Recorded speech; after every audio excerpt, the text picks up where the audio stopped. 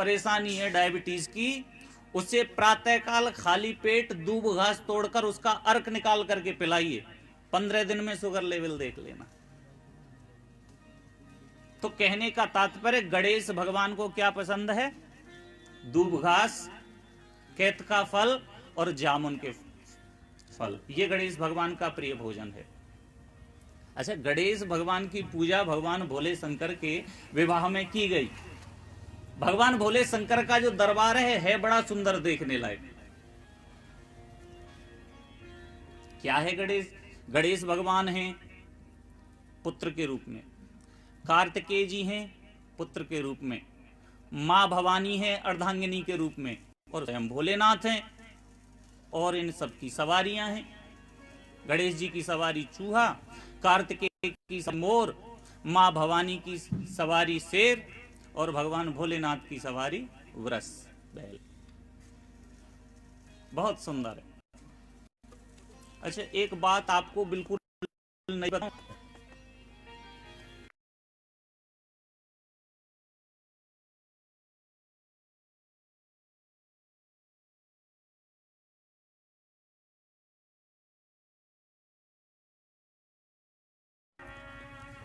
पुत्र डायरेक्ट प्रकट हुए हैं, जन्म नहीं लिया गर्भ से। बहुत गंभीरता का गूढ़ प्रश्न है ये, बड़ा ध्यान देकर के सुने। कल के प्रसंग में आपने सुना, पारासर जी, कल के प्रसंग में आपने सुना कि कामदेव को भगवान भोले शंकर ने तीसरा नेत्र खोलकर भस्म कर दिया। रति आई, रति ने आकर के भगवान भोले शंकर से कहा, तुमने नेत्र खोलते ही मेरे पति देव को भस्म कर दिया है। देवताओं की इसमें चतुराई है। देवता चाहते हैं कि आप मां पार्वती से विवाह कर लो, उस पार्वती की खातिर तुमने नेत्र खोल करके मेरे पति को भस्म कर दिया है। मैं आपसे तो कुछ नहीं कह रही, लेकिन ये मेरा श्राप है पार्वती को कि इसकी कोख से कभी कोई पुत्र पुत्री जन्म नहीं लेगा। श्राप दे रखा है रति ने, इसलिए मां पार्वती की कोख से कोई संतान उत्पन्न नहीं हुई। आपने देखा गणेश भगवान जब उत्पन्न हुए तो शरीर से मैल जो हटाया उससे उत्पत्ति हो गई। कार्तिकेय जी की जो उत्पत्ति हुई है वो दोनों के तेज से हुई है। तो जो सुंदर दरबार है भगवान भोले शंकर का घर है वो देखने लायक है। कितना प्रेम है उस घर में। भगवान भोले शंकर तो भूतादिक हैं। उस दरबार में देखने लायक क्या है? उस दरबार में देखने लायक ये है,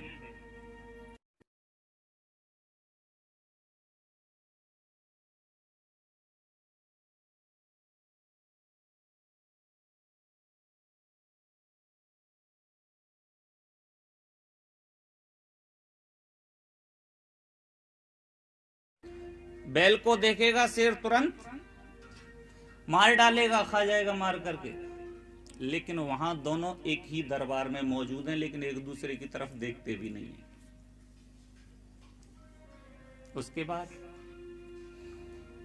उसके बाद गणेश भगवान की सवारी है चूहा। गणेश जी की सवारी चूहा, और भगवान भोले शंकर के गले में पड़े हुए हैं सांप। और सांप की और चूहे की बैर भाव है। सांप जैसे ही चूहे को देखेगा सब कुछ छोड़ देगा, पहले चूहे को खाएगा, लेकिन वहां दोनों एक ही दरबार में मौजूद हैं, लेकिन एक दूसरे की तरफ कोई देखता भी नहीं। कार्तिकेय जिनकी सवारी है मोर, और भगवान भोले शंकर के गले में पड़े हैं सर्प। मोर और सर्प का बैर भाव है। मोर जितना सुंदर बनाया है उसका भोजन उतना ही निकृष्ट है। मोर सर्प भक्षण करता है। तो उधर सर्प है और इधर मोर है, लेकिन दोनों एक दूसरे की तरफ कभी देखते भी नहीं। तो भगवान भोले शंकर का जो दरबार है, घर है, वो हमें शिक्षा देता है। घर में किसी की भी कैसी भी मति हो, कैसा भी कोई कार्य करता हो, लेकिन सबकी मिलकर के फिर भी एक ही मति होनी चाहिए। घर में एक दूसरे के प्रति वैर नहीं होना चाहिए, द्वेष भाव नहीं रखना चाहिए। घर में जब मंदिर बनाते हैं, आजकल तो परंपरा ही बदल गई है, खुद के लिए रहने के लिए सुंदर सा बंगला होना चाहिए, कम से कम 500 वर्ग गज में तो भाई बना ही हो। 500 वर्ग गज में ड्राइंग रूम अलग, बेडरूम अलग, स्पेशल किचन होगी, वगैरह वगैरह सब कुछ।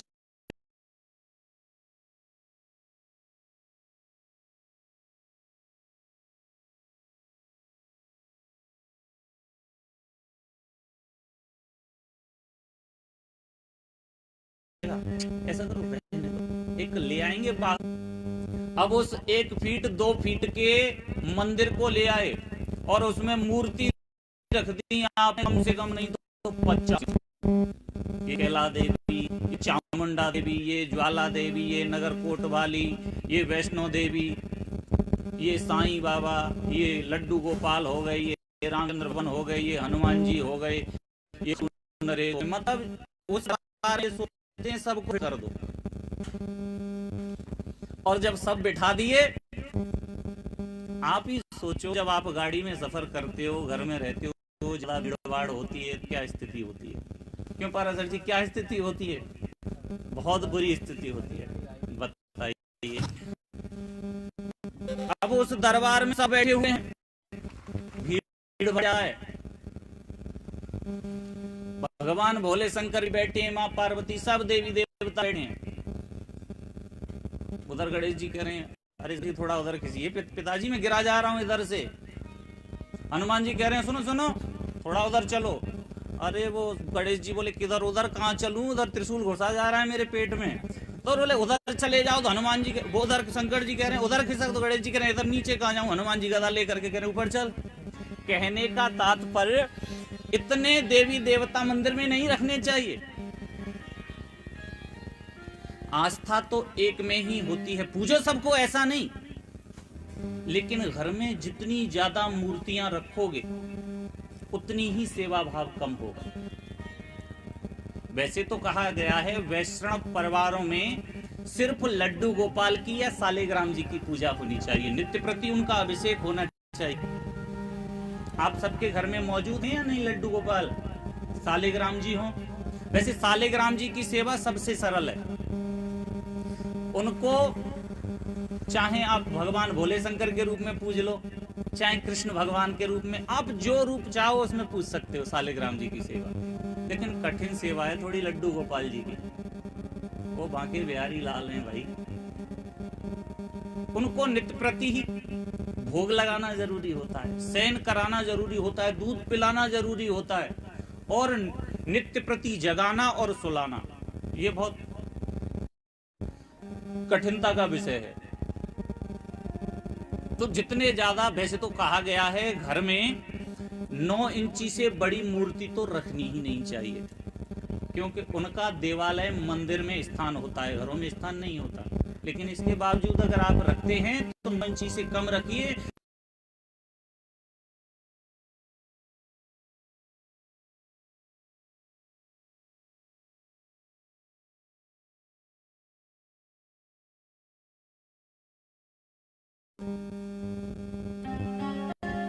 तो निवेदन कर रहे हैं, श्री गणेश जी महाराज का पूजन हुआ भगवान भोले शंकर के विवाह में। उसके बाद पाणी ग्रहण संस्कार हुआ, कल आप सबको दर्शन कराया। हो पाणी ग्रहण जब कीन महेशा,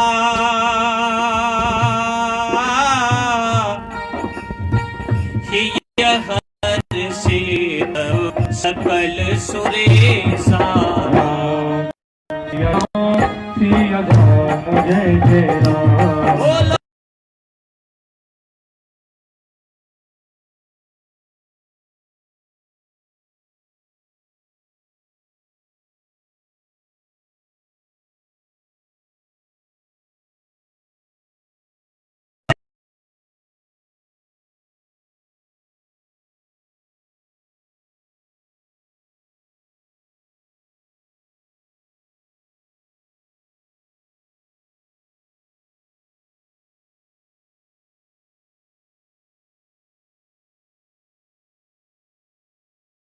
त्यागा, धेनु बसन मने वस्तु विभागा। राम सिया राम जय जय राम, बोलो सिया राम जय जय राम। ओ अन्न कनक भा जन भर जा